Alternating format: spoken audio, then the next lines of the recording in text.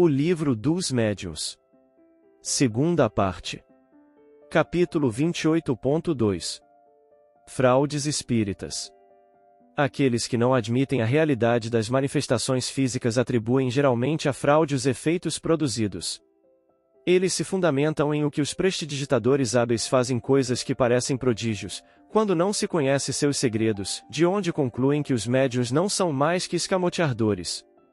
Já refutamos esse argumento, ou melhor, essa opinião, notadamente nos artigos sobre o Sr. Home nos números da revista de janeiro e fevereiro de 1858, diremos apenas algumas palavras antes de falar de uma coisa mais séria. Há uma consideração que não escapará a quem reflete um pouco. Há, sem dúvida, escamoteadores de uma habilidade prodigiosa, mas são raros.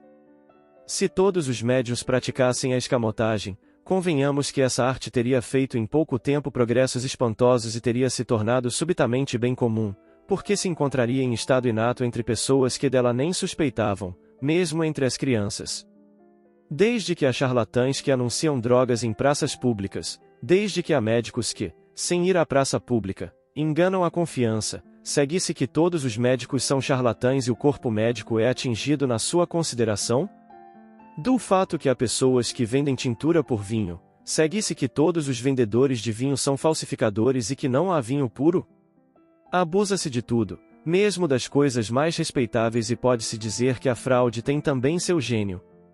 Mas a fraude tem sempre uma finalidade, um interesse material qualquer, onde não há nada a ganhar, não há nenhum interesse a enganar. Dissemos também, a propósito dos médiuns mercenários, que a melhor de todas as garantias é um desinteresse absoluto. De todos os fenômenos espíritas, aqueles que se prestam mais à fraude são os físicos, por motivos que é útil levar em consideração. Primeiro, porque se dirigindo aos olhos mais que à inteligência, são esses que a prestidigitação pode imitar mais facilmente. Segundo que, estimulando a curiosidade, são mais próprios a atrair a multidão e, por conseguinte, mais produtivos. A esse duplo ponto de vista, os charlatães têm, então, todo o interesse em simular essas espécies de manifestações. Os espectadores, na maioria estranhos à ciência, vão aí procurar uma distração bem mais que uma instrução séria. Sabemos que sempre se paga melhor o que diverte que o que instrui. Fora disso, há um motivo mais decisivo.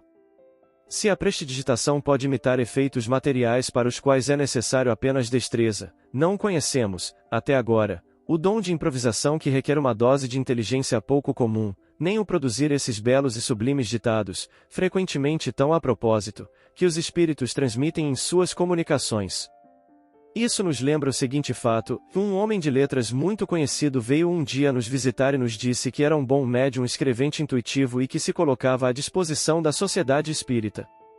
Como temos o hábito de não admitir na sociedade senão médiuns cujas faculdades conhecemos, pedimos que viesse fazer suas provas em uma reunião particular. Ele veio, muitos médiuns experimentados deram dissertações, ou respostas de uma notável precisão sobre questões propostas de assuntos desconhecidos por eles. Quando chegou a vez desse senhor, ele escreveu algumas palavras insignificantes, disse que estava mal disposto esse dia, e depois nunca mais o vimos. Achou sem dúvida que o papel de médium de efeitos inteligentes era mais difícil de representar do que havia acreditado. Em todas as coisas, as pessoas mais fáceis de enganar são aquelas que não são do ofício. O mesmo acontece com o espiritismo. Aqueles que não o conhecem são facilmente enganados pelas aparências, enquanto que um estudo prévio e atento os inicia, não somente nas causas dos fenômenos, mas nas condições normais nas quais eles podem se produzir, e lhes fornecer assim os meios de reconhecer a fraude, se ela existe. Os médiuns mistificadores são estigmatizados como merecem, na carta seguinte que reproduzimos na revista do mês de agosto de 1861. Paris, 21 de julho de 1861. Senhor. Pode-se estar em desacordo sobre certos pontos e em perfeito acordo em outros. Acabo de ler, a página 213 do último número de sua revista, Reflexões sobre a fraude em matéria de experiências espiritualistas, ou espíritas, às quais estou feliz de me associar com todas as minhas forças. Ali, toda dissidência em matéria de teoria e de doutrinas desaparece como por encanto. Talvez eu não seja tão severo como o senhor em relação aos médiuns que, sob uma forma digna e conveniente, aceitam remuneração como indenização do tempo que consagram a experiências às vezes longas e cansativas, mas o sou tanto quanto o senhor não poderia ser mais, em relação àqueles que, em caso semelhante, suplementam, na ocasião, pelo embuste e pela fraude, a ausência ou insuficiência de resultados prometidos e esperados. Ver item no 311.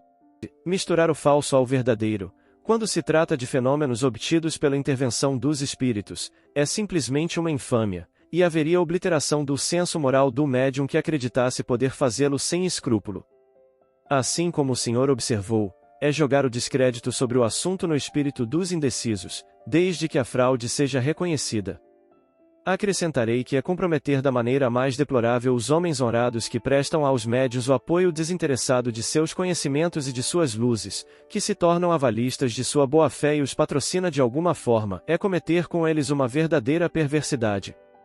Todo médium que fosse surpreendido em manobras fraudulentas, que fosse apanhado, para me servir de uma expressão bem popular, com a boca na botija, mereceria ser banido por todos os espiritualistas ou espíritas do mundo, porque seria um dever desmascará-los. Se for conveniente, senhor, inserir estas linhas na sua revista, elas estão à sua disposição. Aceita etc. Mateus. Todos os fenômenos espíritas não são igualmente fáceis de imitar. Há os que desafiam toda a habilidade da prestidigitação, tais são os movimentos de objetos sem contato, a suspensão de corpos pesados no espaço, as pancadas de diferentes lados, as aparições etc., salvo o emprego de truques e de compadrio. Por isso dizemos que o que necessário se faz em semelhante caso é observar atentamente as circunstâncias, e, sobretudo, levar em conta o caráter e a posição das pessoas, da finalidade e do interesse que pudessem ter em enganar. Aí está o melhor de todos os controles, porque é de tais circunstâncias que decorrem todo o motivo das suspeitas. Pensamos em princípio que seja necessário desconfiar de quem fizesse desses fenômenos um espetáculo ou um objeto de curiosidade ou de divertimento, e pretendesse produzi-lo à vontade, da maneira exigida, como já explicamos. Não será demais repetir que as inteligências ocultas que se manifestam têm suas suscetibilidades e querem nos provar que têm também seu livre-arbítrio e não se submetem aos nossos caprichos. Ver item no 38. Basta-nos assinalar alguns subterfúgios empregados, ou que é possível empregar em certos casos, para prevenir contra a fraude os observadores de boa-fé. Quanto às pessoas que se obstinam em julgar sem se aprofundar na observação, será trabalho perdido procurar dissuadi-las. Um dos fenômenos mais comuns é o dos golpes batidos na substância mesma da madeira, com ou sem movimento da mesa ou do objeto do qual se serve. Esse efeito é um dos mais fáceis de imitar, seja pelo contato dos pés, seja provocando pequenos estalidos no móvel, mas há uma pequena manobra especial que é útil desvendar. Basta colocar as duas mãos abertas sobre a mesa, bem aproximadas para que as unhas dos polegares se apoiem fortemente uma contra a outra, e então, com um movimento muscular inteiramente imperceptível, provoca-se um atrito que produz um pequeno ruído seco que tem uma grande analogia com aquele da tipologia íntima.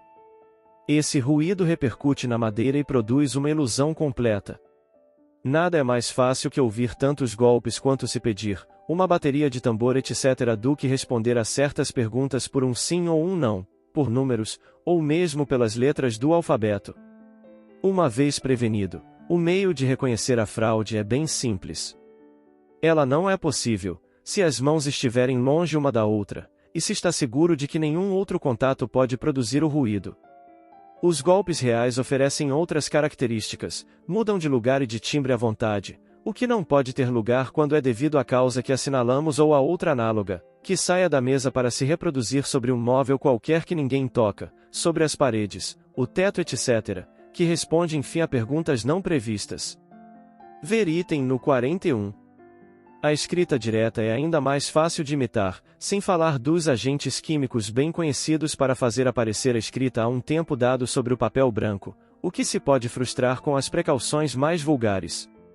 Poderia acontecer que, por uma escamoteação hábil, se substituísse um papel por outro.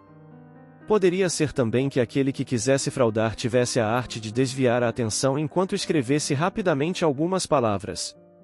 Disseram-nos ainda ter visto escrever assim com um pedaço de grafite dissimulado embaixo da unha.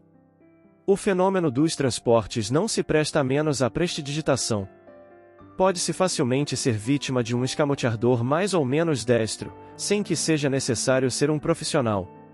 No parágrafo especial que publicamos acima, ver item no 96, os espíritos determinam as condições excepcionais nas quais se pode produzir, de onde se conclui que a obtenção fácil e facultativa pode ser considerada suspeita.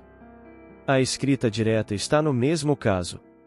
No capítulo 16, Médios Especiais, na segunda parte, mencionamos, de acordo com os espíritos, as aptidões mediúnicas comuns e aquelas que são raras.